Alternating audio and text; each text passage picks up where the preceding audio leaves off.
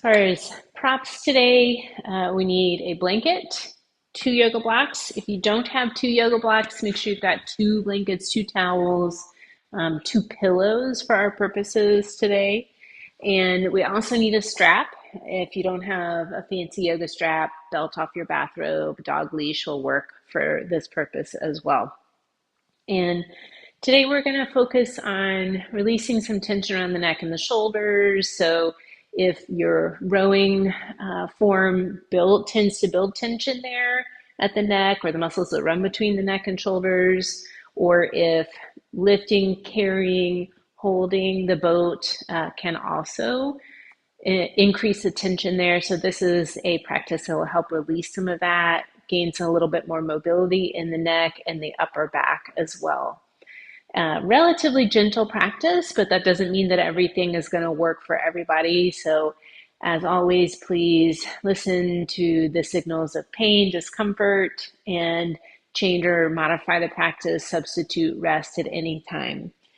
We are going to be starting in a position to release tension in the upper trapezius muscles and the levator muscles, so muscles that run from the shoulders, the shoulder blades, and then up to the back and sides of the neck all the way to the base of the skull. So we'll start on our backs, but a very specific position for the arms and the props. I'm going to use my two yoga blocks, and they'll be overhead here when I'm lying down in a position that almost are like the roof of a house that would be over my head. And for some of us, this might be enough. I'm going to add an extra layer, which is helpful, especially if your chest muscles are tight.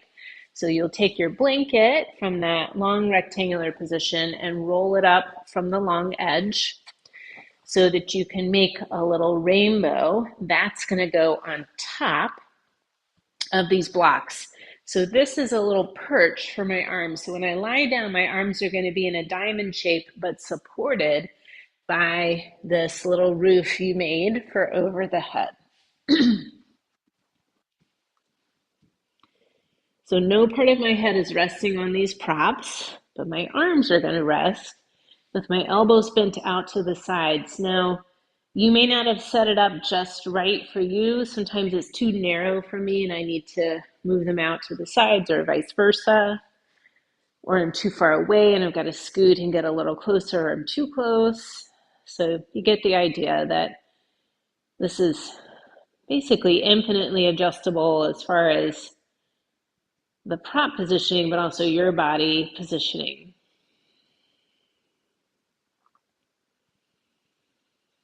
Take a moment to make any adjustments you need. And then once you're here, start to settle in, meaning let your spine, your head, hips feel supported by the earth. Let the arms be supported by the props so that your muscles around the neck and shoulders aren't trying to engage. They're not trying to activate. And this position itself is helpful for deactivating those muscles.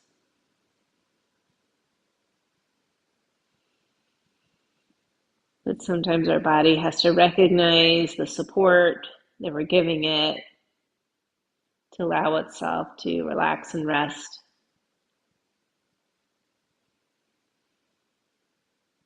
Start breathing through the nose, beginning to slow down the breath.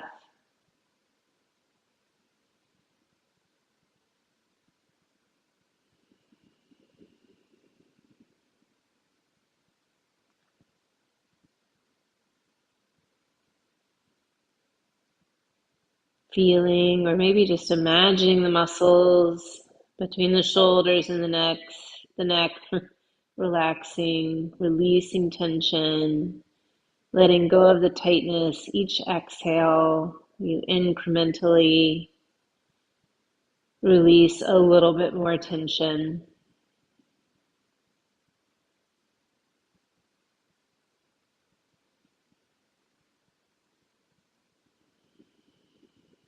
And we'll take the next few breaths to set an intention for a practice. Thinking about the reason you've shown up today, which could be about releasing that tension, could be about helping your body recover,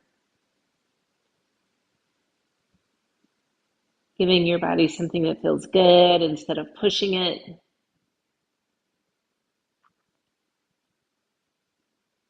Might be about finding stability and strength couched in some ease.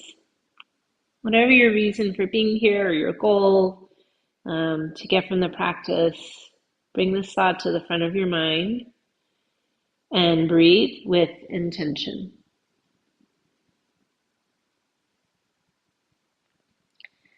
So I'm going to leave my arms here in this position. If it's feeling uncomfortable, if your hands are starting to go to sleep, you can bring the arms down by the sides. And I'm going to be doing a core exercise. So this is the lower half of dead bug. We'll bring our feet up here, knees bent. And starting by engaging the abdominal muscles, pressing the back ribs into the floor. And notice, did your shoulders hunch up towards your ears? If so, see if you can let them come back down. And instead of pressing so hard, just flattening the back ribs into the floor here. And we're lowering one foot, tap the foot on the ground, and then bring it back up to starting position. And we alternate legs. So you inhale to tap the foot down, exhale to pull it back up. And keep going here, alternating legs, keeping the back ribs pressed into the floor. Control the speed of this. So with most strength training, but especially with core strengthening, the slower you go, actually, the more challenging it is. So even if you're doing less reps, but going slower, you're going to get more benefit.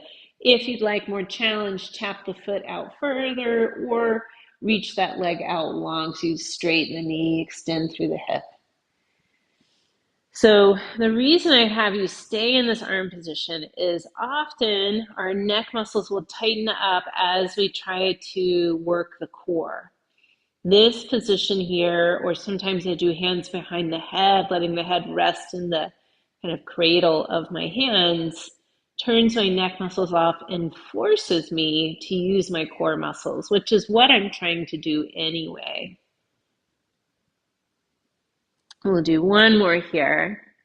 And then pull both knees in. You could hug the legs by holding shins or backs and thighs if that's, if you have knee joint issues, and gently rock a little bit. So if you're doing core work and you start to feel the neck tensing up, remember that arm position. Sometimes even just a cactus arm or hands behind the head, sort of stargazing position, can work to turn those neck muscles off. We'll bring both feet back down. You could just move those props out of the way if they're bothering you. And bring your elbows in by your side. So we're coming into this robot arm position, elbows bent, hands pointing towards the ceiling. We're pressing the shoulders, elbows into the floor, lifting the breastbone towards the ceiling, and then allow that to relax. We'll do that a few more times. So you're inhaling to press the shoulders into the floor, breastbone lifts, but the head and the hips stay down. Exhale, relaxing it. And instead of pushing with all your might, try more like 50% effort, somewhere around there. So it's a little bit more of a fluid movement rather than a big tight push or upper back cramping type of sensation. One more. Just activating those upper back muscles, opening the chest, starts to turn off the neck and shoulder muscles too. We'll release this here. Roll onto your side to come into this fetal pose. And whether you use the arm here to support the head or a block or folded blanket here, you can. Lower body stays in that fetal position, top arm stretching straight out from the shoulder. We're pulling just the elbow back instead of the whole arm. Rotate the chest and gaze towards the ceiling. Stretch it back forward again. We'll do that motion a few times. Inhaling to pull the elbow back. Keep that head supported. Exhale, reach it forward. And moving with the breath, you could straighten that arm if you'd like, but I like that bent elbow position. It kind of affords a little bit more motion at the shoulder blade, gives me a little bit more rotation at my mid and upper back. And make sure you're turning your head to follow that moving arm, and that'll give you more rotation in the upper back, which is the goal of this exercise. And eventually we pause here and roll to the other side to do the same thing. Make sure you're supporting the head here, hips and knees bent, and that keeps the lower body and the low back out of the rotation. Start with the straight arm forward from the shoulder. We inhale, pull that elbow back, looking in that direction. Exhale, reach it forward. Sometimes I like to exaggerate the forward motion. So as I reach my arm forward, sliding that hand away, maybe rolling the chest towards the floor a little bit more. See how that feels to you. And that moves the shoulder blade away from the spine. And then there's even a bigger excursion of movement of that shoulder blade, which sometimes just is, my body craves that movement. One more. Coming to your side and then making your way up to hands and knees. And you might need to reconfigure that blanket if you want to use it to pad your knees here. And we'll start in tabletop, hands and knees. Position knees under hips, wrists under shoulders. Remember, your hand options could be loose fist or on your forearms to take the pressure completely off the hands. Cat and cow of the spine, so we round through the back, tuck the tailbone, tuck the chin under, feeling the shoulder blades move apart. And then lift the tailbone, belly down, chest forward, shoulder blades move towards each other. We exhale, round, tuck the chin and tailbone, push the floor away. Inhale, hips up, chest forward, back and forth. And you're not sort of intentionally moving the shoulder blades. It's just what happens as you round and arch this back. Staying here in this centered cat and cow, or you could add a little forward backward weight shift. So that would be as you round the back, shifting forward a couple of inches as you arch the spine downward, shifting backward a couple of inches. And so you just add that little bit of weight shift forward and backward. And then the spinal movements end up being a little bit more wave-like, or sort of waves bouncing against the sides of a container is what I think about. I feel like there's some fluidodynamics physics experiment that looks like this. We'll bring this back into that centered tabletop position. Coming into a little bit of work here for the core, but adding in some of that rotation.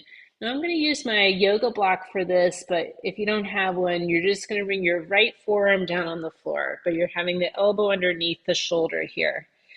And firming the belly, so you're making a solid wall of your abs. We're reaching our right leg back, toes point straight down. Now this could be enough for you, keeping this left hand down for a little bit of support. Spine is long, so instead of the head drooping, top of the head reaching forward, I'm going to bring the left hand behind the head, pressing that elbow towards the opposite side, and then I'm rotating the elbow up, looking in that direction. So again, I exhale, cross it over, inhale, opening up. Now you might be working hard through your hips and the core to keep from falling. And your rotation might not be so big because it's challenging. All right, we'll lower the hand, lower the knee. Whew, I was wobbly on that one. Take a few wags at the tail. Maybe you sit back and roll your shoulders here a little bit, or cat-cow it. And we'll do the other side. So the left forearm is down on the floor or the yoga block. Firm the belly, lengthen the spine, left leg back this time, toes point down. Right hand behind the head, keeping the hips relatively steady. We cross that right elbow towards the left.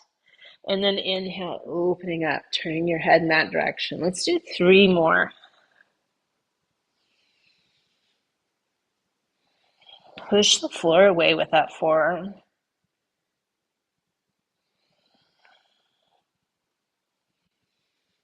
Lower the hand, lower the knee. Coming into a child's or puppy pose, hips over heels, child's pose, hips over knees, puppy pose, forehead coming down here to the floor. Remembering that puppy is a nice alternative to child's, especially if you have hip or knee issues. Spine issues including arthritis, herniated disc, low bone density here. We're adding a side bend to this. So lift the head, walk the hands a little over to the left side, and then we're lowering the head back down. Now, if it's hard to let that forehead rest down, bring your left hand, make a fist, or stack it underneath the forehead, but reach the right arm across. So you lengthen open through that right side body. Take a few breaths. Noticing how the inhale and exhale change the sensation of the stretch here, which you could be feeling in the low back, the outer ribs, the lats here.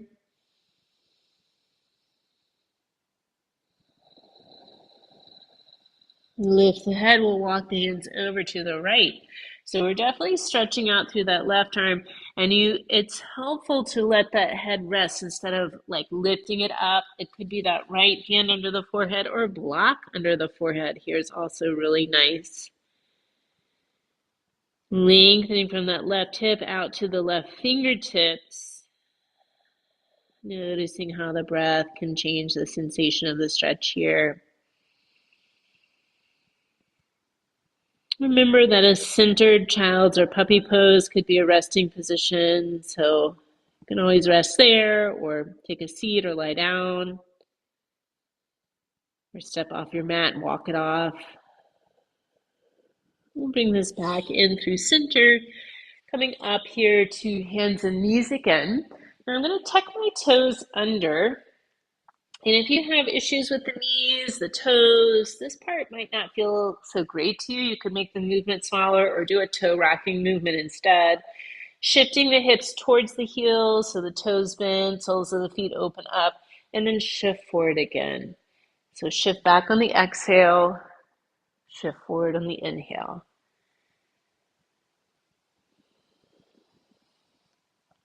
If this movement is comfortable for you, or at least not painful, this is good toe mobility for being in the catch position as as you come into that balled up position, the heels are going to rise up off the foot platform and the toes bending here without the knees opening to the sides. Good for your hips and back. All right, you could stay knees lowered or shift the hips back, briefly rise into down dog, and lower knees shift forward. And again, shift back, brief down dog, inhale, lower, shift forward. I'm going to do a couple more. And this next one, I'm going to land in my down dog and staying there for a bit. You may need to adjust, hands shoulder distance apart, feet hip distance apart. For me, I'm often tight the backs of my legs, my calves. I've got to bend my knees to lengthen my spine more. Relax the head, shake it out between the upper arms. Maybe take a few pedals of the feet so you continue the toe and now also the ankle mobility here in the down dog. And eventually settle into some stillness. Looking forward, you're stepping this left foot between the hands. And if it doesn't get there, you could lower those knees. Left hand helping that foot come all the way forward. We're lowering the back knee here. Placing a block optional underneath that right hand, left hand on the knee. Here's this exaggerated shoulder roll we're going to do. Drop the shoulder towards the floor. Shrug it towards the ear. Roll it back and down, chest gaze to that left side. We drop the shoulder again. Inhale, shrug it. Exhale, roll it back and down. Couple more of those. So it's the shoulder blade movement, similar to that side lying twist, but now we add this kind of up and around movement. So pause here in that twist, that shoulder blade firmly on your back ribs, staying in this position. Option to lift the back knee, option to raise that left arm. And then notice, are you sunk down into the shoulders? If so, kind of lengthen the neck out from there. And if that position doesn't feel great to the shoulder, it could be reaching back, or you could be keeping that elbow bent like we did in the twist from sideline. Lower both hands down to the floor, stepping this into a plank.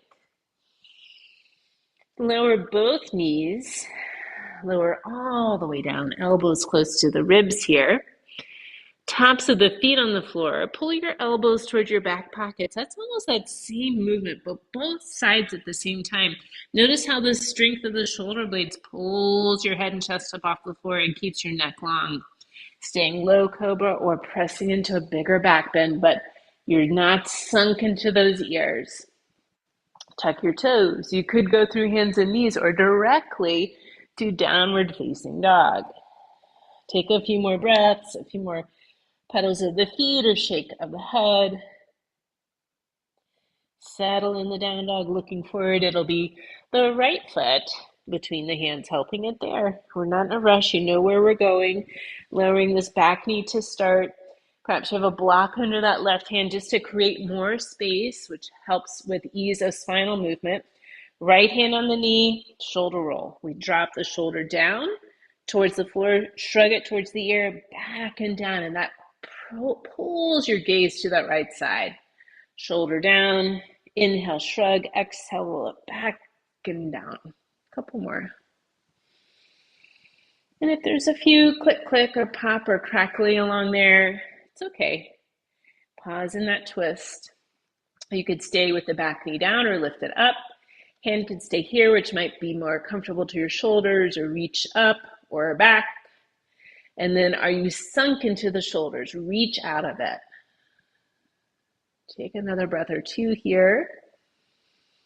That click or crackle or the pop is usually when the front chest muscles or fascia is tight and it's not allowing the shoulder blades to sit easily on the back ribs. Lower that hand, and we're stepping the back foot to the front foot to find a forward fold with a couple of options: a ragdoll fold, knees bent, upper body draped over lower body here, or this one that's protective of the spine and the hamstrings. It's feet wide, butt back, forearms on your thighs. Sway a little bit with either of these, a forward back, a side to side. If you're in this long spine, non-ragdoll version, you can push into your arms and lengthen the neck a little bit. If you're in the ragdoll version, you might hold elbows and shake the head out.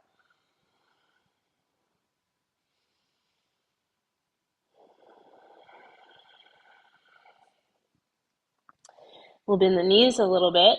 Strong legs look forward. Inhale, rise up, reaching up here. Exhale, hands to prayer at your heart. Let that go. Shake it out, roll the shoulders, moving that blanket out of the way, and grab your strap. We're going to play with the strap a little bit here. And it's not necessary to have it, but what I really like about the strap is how it can help us learn to deactivate these muscles between the shoulders and the neck. So often they unconsciously tense and shrug up here, and we can tell them to relax, and maybe they will for a little bit, but then they kind of creep back up. This is a way to kind of feel and get some feedback about how to let those muscles relax. So we're holding our strap here, hands a little wider than shoulder distance apart. If you have shoulder issues, you may not be wanting to be in the overhead position here. You can see how it feels. I have my feet more shoulder distance apart. Tension on the strap and reach it up and overhead. So I'm going to just turn so you can see me from the back here. So often those, when overhead positions, those shoulders will ride up. So see if you can keep the tension in the strap, but release the shoulders away from the ears. So allowing those muscles between the shoulders and the ears to let go. So that's what we want to keep here as we start to move a little bit, keeping the strap up. So I'm going to come into a little bit of a side bend, lengthening through one side and then the other. So it's a little weight shift here happening in my legs. So inhaling as I reach up, exhaling center. So you could keep it like this. This might feel pretty good. Maybe you could do some little circles. So feet stay planted, rooted, and I side bend to one way, forward and back.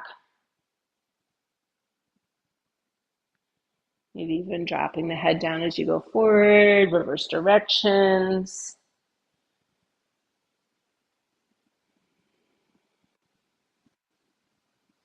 Bringing it back up here. I want to lower the hands down. Take a couple of backward shoulder rolls. Shake out your hands if that grip felt a little much. Come on up to the front of the mat. Keep holding on to that yoga strap here. And we'll take a big to medium step back with this left foot for warrior one. You have left sitting bone distance space between your heels, back foot turning out here to 10 o'clock, front knee bent. Lengthen the spine because we want to create space before we move. Tailbone towards the earth, top of the head towards the sky. And not a clamp down here, but a very subtle lengthening here that feels less effortful. So now we're going to take our strap forward of us, have the elbows bent, palms face up, and then I'm gripping the strap. My hands are in line with my elbows as opposed to wider than. Pull the strap taut so you keep that tension there. And the same thing, can you release those shoulders away from the ears? Feel the shoulder blades slide down the back a little bit. It's not a 100% effort and then force them down. It's a 50% effort and let them slide down so you feel that neck get long. That lengthening of the spine so you have space for the breath to move. We're doing isometric strengthening of rotator cuff muscles here, 2 of your 4 rotator cuff muscles. Probably some of the more important ones for most of our postures. We'll release that hand position, straighten the front knee, roll the shoulders back and down a little bit. This time we're going to bring the strap behind us. Hands are shoulder distance or slightly wider apart. This time the palms face away from you. Bending that front knee again for that warrior one position. Pull the strap taut. Reach the knuckles towards the floor. Find that length in the spine, the length in the neck. This time, hinge forward from your hips. Pause when the torso comes in line with the back leg. So think straight line from heel to top of head. Firm the belly. Slight chin tuck. Reach the knuckles towards the back foot here. Press into the outer edge of that back foot so the front leg's not doing all of the work. Now you could stay here in this arrow pose, or humble warrior would be to lower the torso to the inside of the front leg. The hands could come up. Maybe they go over. Maybe your shoulders just say nope and you leave it reaching back here. Again, press into the back foot, the outer edge of that back foot here. Strong legs, rise back up. Neck long. Release it here, step it forward. Shake it out, roll those shoulders. So just noticing if you're feeling a little bit more space around the neck, right? Letting the collarbones become more parallel to the earth as opposed to V-shaped. Now, of course, we're doing the other side. So it's the right foot back this time for that warrior one. This right foot's turning out to 2 o'clock. We have the strap in front, elbows bent at 90 degrees, palms face up to grip. Tension on the strap, so I'm pulling hands to either side, tailbone towards the earth, top of the head up. So I'm not trying to rip that strap in two, but just keeping some tension. Can you let the shoulder blades slide down the back? So again, the collarbones broaden, become parallel to the earth. and the neck gets long. Can you find a little more ease in your breath now that you're not shrink wrapped from the top of the chest to your jaw?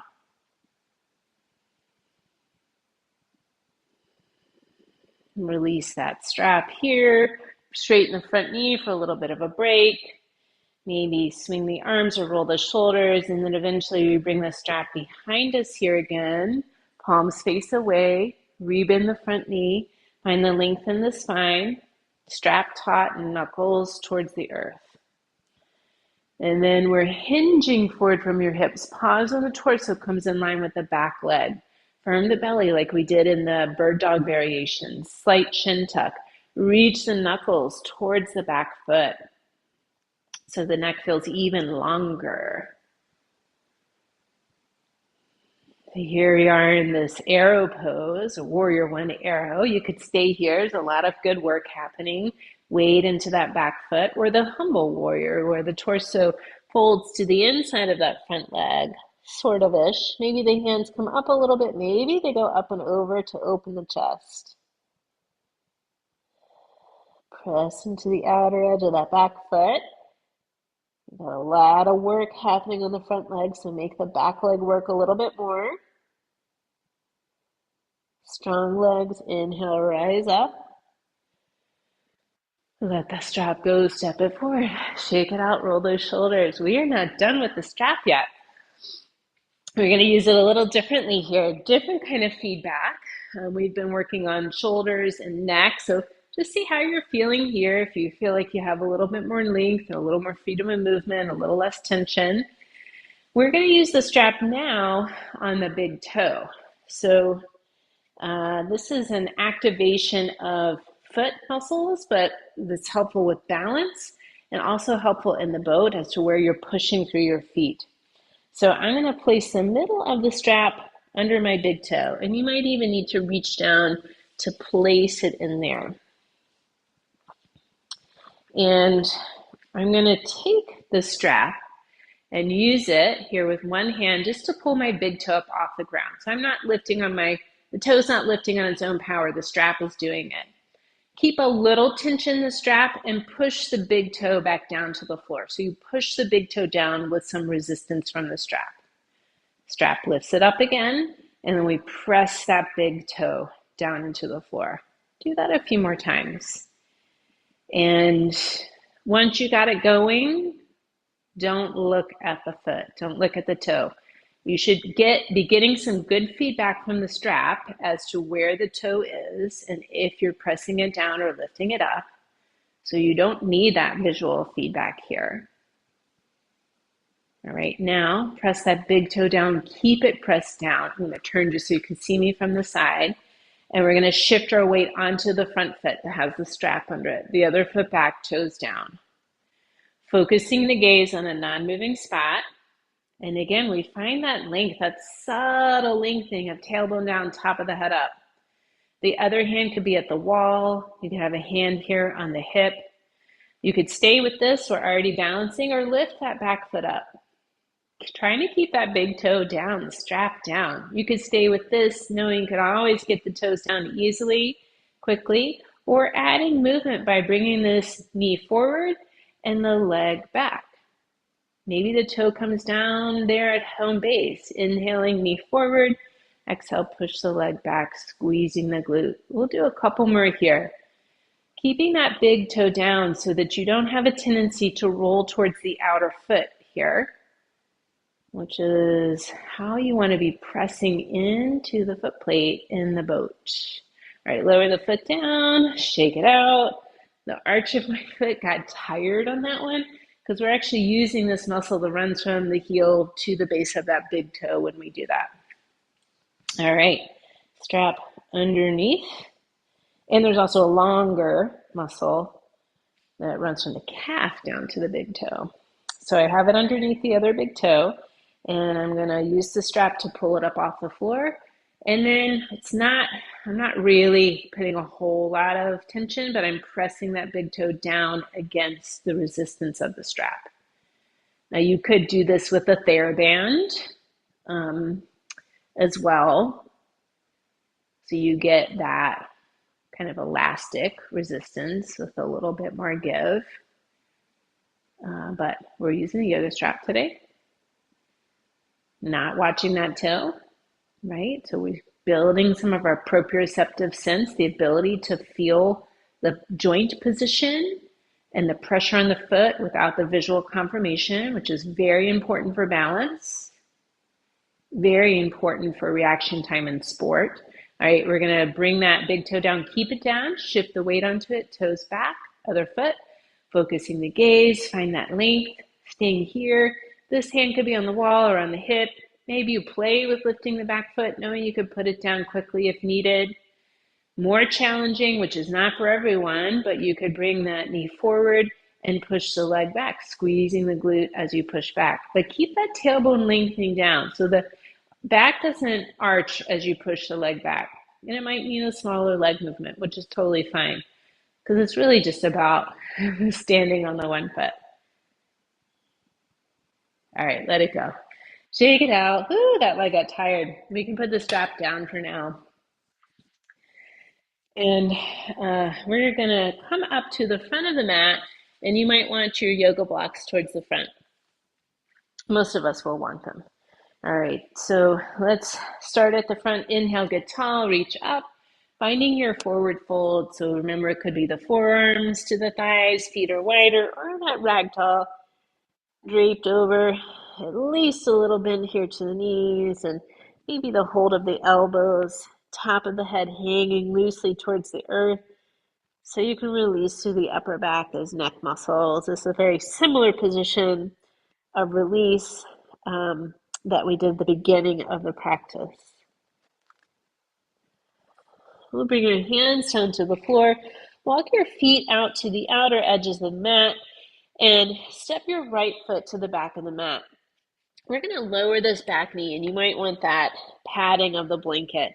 So the hands are on the inside of this front leg, and you might not need your yoga blocks here. Palms could be flat or up on fingertips. I'm using the blocks here again so I can create more space for my spine and my hips. Allowing the hips to sink down, but at the same time, the top of the head reaches up here.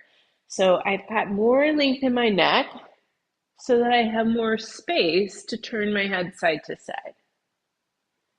So if you're hunched on the shoulders, you're not going to be able to rotate very much, and it's going to feel very crunchy in the neck here. So finding that length and easily turning left and right rather than forcing. Bring the head back to center. We'll lift that back knee and step it forward again. So foot's to the outside of the blocks.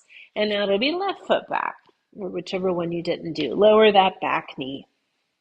Fingertips or hands, let the hips sink down, but head rises up, creating so much space that you can turn your head left and right.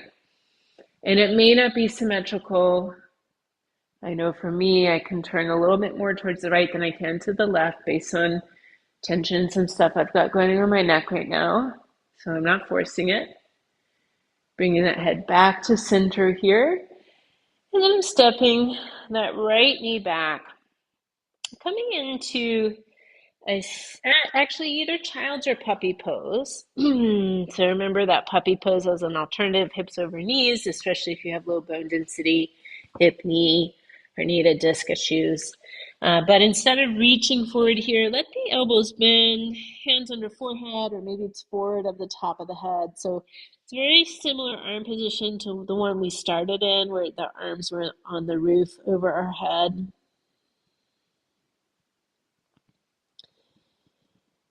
Take a moment here to slow your breathing down.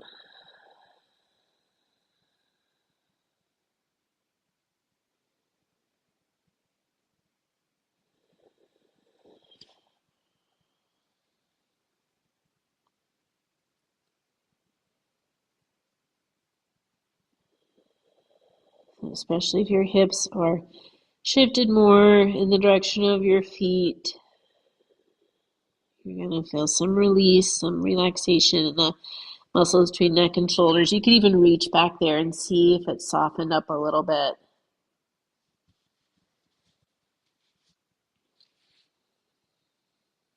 Take a few more breaths and returning to your intention for the practice. So,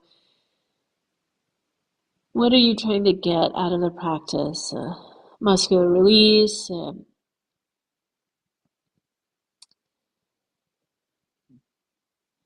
more ease in the body, more stability, more strength. And I think the ease and release is easy to see here. But remember that strength, stability, you need rest, you need recovery to feel strong. And you could certainly stay here a little bit longer, or as you're ready, making your way to seated, and that could be sitting back on your heels on a block or two, or sitting in a cross-legged position. Certainly a straddle position would also work. Or if you have trouble sitting on the floor, sitting perched on the front edge of a chair here. So this one is to get a gentle stretch in this muscle that runs from the shoulder blade to the back of the neck, all the way up towards the base of the skull. So a couple of options here. I'm going to use my left hand, reach behind my low back, and find the crook of my right elbow. If the left shoulder doesn't like this position, you could just let that left hand rest on the thigh. And then we're letting our chin come down towards the chest, and then tilt it or roll it a little bit towards the right. So you start to feel some stretch here between the shoulder blade and the neck. And you can play with this head position, meaning could be chin down a little bit more or head rolled towards the side a little bit more. And it might be that you play and move a little bit with this, or you find the sweet spot and hold it. Remind both shoulders to relax and keep breathing.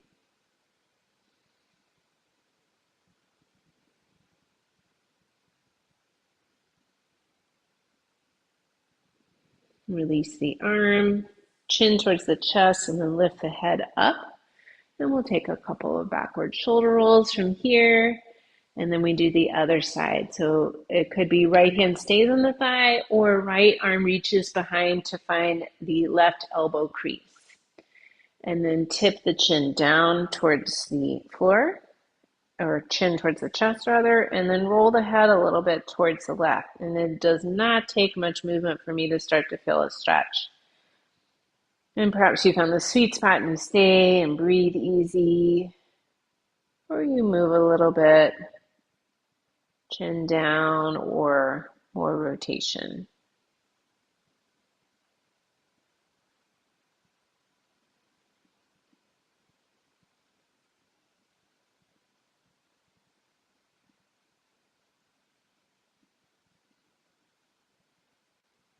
Bring the chin down towards the chest again, hands on the lap, lift the head, take a couple of backward shoulder rolls from here.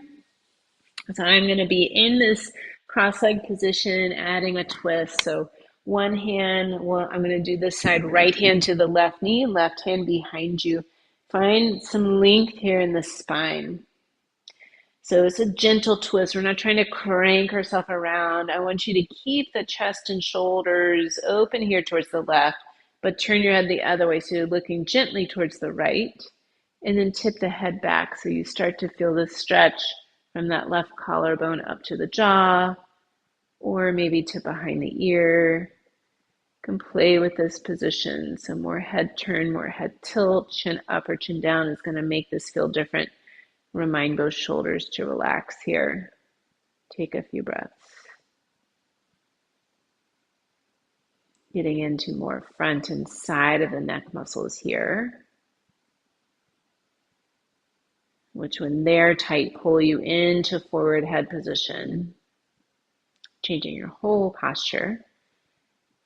All right, we'll unwind, bring that head back to center, a couple of backward shoulder rolls, loosey-goosey through the shoulders, other side, left hand to right knee, right hand behind, sit tall, chest, gaze gently open to the right, and then we turn our head away from that towards the left and tip the head back. Relax both shoulders. Remember, you could play with this. There's so many layers of muscles here, superficial to deep around the neck, between the ribs and the neck, between the collarbone and the neck, even from the chest up to the jaw and up to the skull here behind the head. So there's nothing, can't do this wrong unless you're hurting yourself.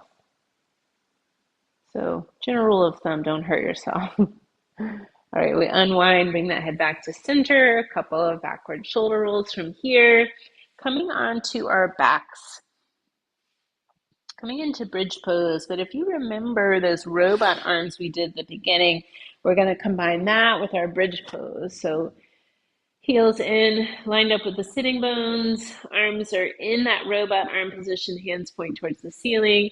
We're lifting the hips and the back. Press into your elbows. Once you're up, walk the elbows in a little closer to center and then really press into the elbows to lift the hips, lift the upper back. Keep some length in the neck. Take a few breaths. Notice, did your weight shift to the outer edges of the feet? If so, press into the big toes and the knuckle right there behind the big toes and see how that shifts the weight to the glutes, the back of the buttocks, and away from the outer hips. So if you notice you're having outer knee pain, outer hip pain, IT band pain, think about where your weight bearing in your feet, in the boat, but also in walking around. You want to be pushing off through the big toes. All right, elbows out from underneath, coming down onto your back. Rocking those knees gently side to side. We're going to come back to that blanket or the towel, and we're making a little roll to put under the back of the neck. So rolling up, not even all of this yoga blanket here. So I can make like a 2-inch, 2.5-inch diameter to go under the back of my neck. And this just depends on how long your neck is, how tight it is that day or the time that you're doing it. What's nice about the blanket or the towel is that it's infinitely adjustable. And what you want to feel from that roll is that it's taking up the space between the floor and the back of the neck. There should be a natural forward curve at the back of the neck. It's big enough to support you there, but not so big that it feels like it's shoving you forward. Once you have that there, knees bent, feet flat, we're going to be doing this pelvic tilting. So you're flattening the lower back to tip the tailbone up, and then press the tailbone into the floor, arching the lower back from the surface. So you exhale, flatten the lower back, tailbone tipping up. Inhale, arching the lower back, tailbone pressing into the floor. And so it's a subtle rocking backward and forward of the pelvis. Pelvis is connected to the lumbar spine, which goes all the way up through our spine to the skull. So notice that the movement is being activated at the hips, the pelvis, but the head is kind of going along for the right, and especially with this roll at the back of the neck, as you arch the back away from the floor, chin pulls towards your chest, and you get a little occipital release from the blanket as you flatten the low back, chin moves away from the chest, and the head tilts back. So the pelvis tipping is the opposite direction, tipping at the skull. So we're actually doing a little craniosacral work to ourselves. All right, bringing this back into center. And that's if you tend to hold a lot of tension, and especially if your neck tension causes tension headaches, this can be a really nice move here to loosen things up. We'll bring the arms out to the sides and start to gently rock your knees side to side, windshield wiper motions, which is familiar if you've done any of my classes. I'm sure I do this every class. And then start to gently turn your head in the opposite direction of your legs. And the neck roll here is going to limit how far you turn the head. Totally fine. Do not need to force it. And now we're just getting some rhythmical rocking motion happening here at the hips, the spine, the head. We're pausing when the knees go over to the left and the head is turned towards the right. Pausing here. And if it's comfortable, just letting those knees, those legs hang out. And then the head is a tiny little intentional head nod. So chin dips towards the chest and then releases. Exhale, chin towards the chest, inhale, release. And it's a small little movement, like someone would have to be looking closely to see that you're actually doing it. So don't try to exaggerate or make it big.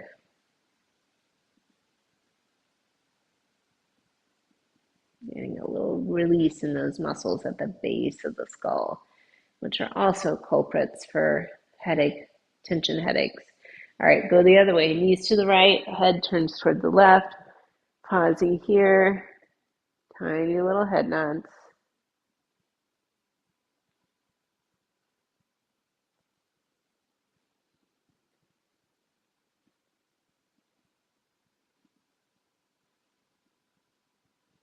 And the head and knees back through center. And then you can pull your knees in towards you, that gentle rounding or releasing of the lower back. Decide how you'd like to set yourself up for Shavasana. Maybe you keep that roll under the back of your neck here. Maybe you come into that position where the arms are in that overhead diamond shape. Maybe you have legs up on a chair, and you could do that in combination with either of those two arm neck positions, or legs up the wall. Even that's a little harder to set up sometimes to get the spacing just right. And this is the time in my private physical therapy clients or yoga clients that if we've been working on releasing neck tension, I often in the session with a little topical muscle rub, like a menthol-based muscle rub, can feel really good. Where especially when you are trying to break up the pain tension pain cycle, hopefully we've released some tension in the practice, so we've attacked that cycle from that side, the pain. Sometimes the menthol camphor rub here on the neck, the shoulders, gives you like 30 minutes or so of a distraction from the sensation of pain, which can help stop that amplification of the tension and pain cycle. Once you're in the position you're ready to relax, take an inhale through the nose. Open the mouth, sigh out your exhale. Do it again.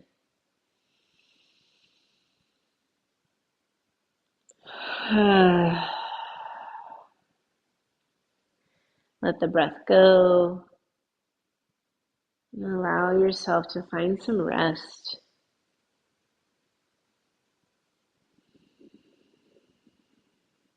So we don't always have to be doing or accomplishing a task or checking off something on the to-do list to do something beneficial.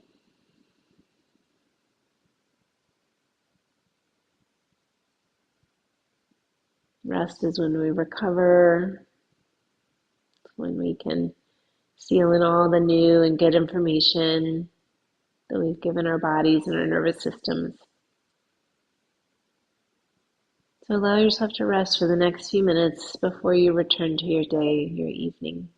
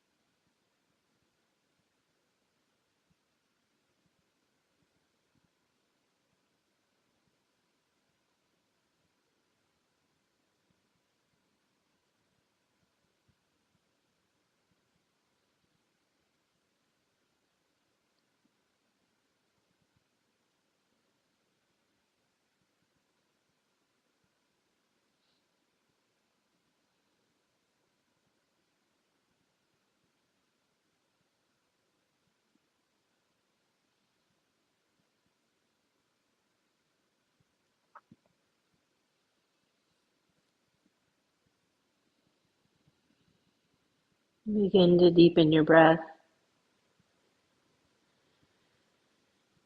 Bring some gentle movements by moving the fingers, the toes, the wrists, the ankles, maybe bigger movements, the knees, the hips. Perhaps you take a full body stretch or you lengthen arms overhead, legs out. Inhale, get longer. Exhale, let it go. We'll bend the knees, roll to your side, pause for a moment here, taking a few bigger breaths and taking this opportunity to appreciate your body, your breath, your health, your yoga practice. Pressing up to a seated position. Thank you all for being here, sharing your practice, your energy.